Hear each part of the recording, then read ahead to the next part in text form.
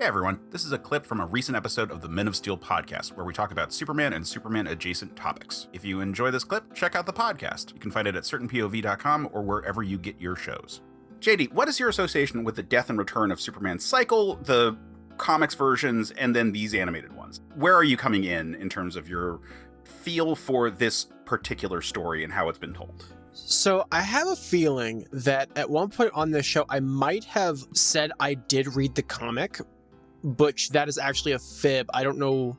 I guess I just got caught up or something, or I probably misremembered, but I haven't actually read the comic.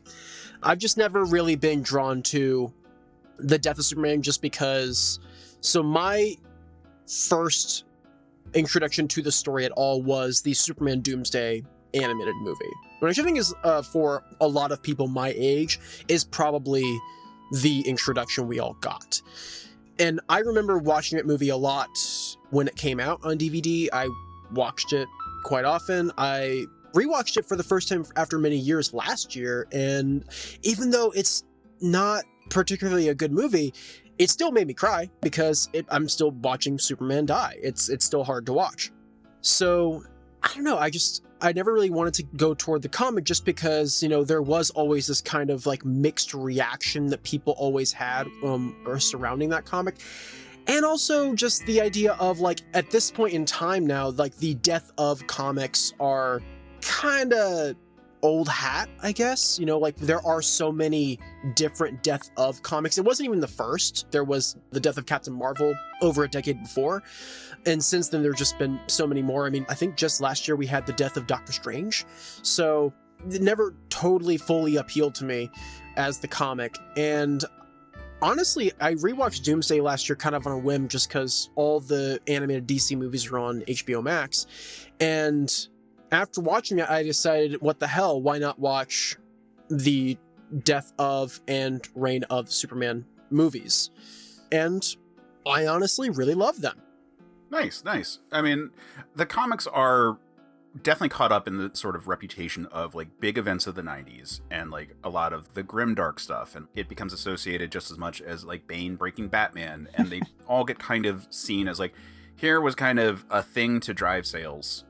Yeah. In an era of comics that like were still coming to grips with just what comics could do as the Comics Code Authority was being relaxed, and as the medium was changing to embrace things like creator-owned properties, things like Ninja Turtles, or the big rise of Image, which happened right after this, but you could already start to see the shifts in terms of like what kinds of stories people were telling in comics. Shortly after this, we get things like the rise of Vertigo and all those kind of comics. I mean, like you are covering Sandman over on Fables and Reflections, and so like this is all part of similar conversations that are happening in terms of like, well, what can comics do? What kinds of stories can you tell? What people are working on what? And while I think that the strengths of the death and return of Superman cycle are that they are a commentary on the comics of their era by the creative staff, it's certainly still an event of that era. Like, it still has limitations, and, Doomsday is a plot device that gets like 6 issues just to beat people up. And it is difficult to make that really, really interesting. And so, like, the things that they're doing that are like kind of creative are, format stuff, like the reduction of panels, versus then like the movie. I was blown away by just having really good choreography. Like, I was like, oh, right, movies can do a thing that make it interesting to watch that has nothing to do with what a comic can do. Because, like, while you can have cool panel layouts and you can have very interesting fight scenes, the actual movement itself is still being implied. And so that was like, oh, hey, this is a fantastic thing that we're doing. And then you get the return. And what is the commentary in 2019 about an event that was now, like literally while we're talking about this, in the midst of its 30-year anniversary? Has it really been 30 years? Yeah, it started in December of 92 with the first appearance of Doomsday, and then ran into 1993. Oh, God. I turned 25 in April.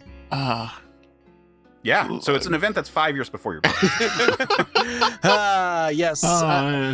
For me, this is like talking about like the original Contest of Champions or Secret Wars, like some event from 1979.